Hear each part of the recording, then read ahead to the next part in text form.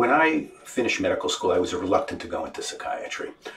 For a variety of reasons, I went to internal medicine at Johns Hopkins, but I was still missing psychiatry and missing the kinds of things that psychiatrists did with patients. So one day, as an intern, I walked into the office of the psychiatry residency training director, Dr. Philip Slavny at Johns Hopkins. And I told him that I was over there in medicine, missing psychiatry, and I was involved in all sorts of procedures, and I'm not very good with my hands. Sticking sharp objects into delicate tissues was not something that I was particularly good at. And he looked at me and he said, "You know, in psychiatry, words are our scalpels." I looked at him and I said, "That makes sense to me. That I'm good at. Where do I sign?"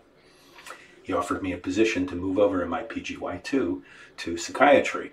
I went to the chair of medicine and I told him about it. He said, "That's great. We'll hold your position for you here in medicine and go off. You'll be double boarded." Well, P.S., 6 months into my residency in psychiatry, I called up the chairman of medicine and said, "I'm having too much fun. I found my calling. I'm not coming back."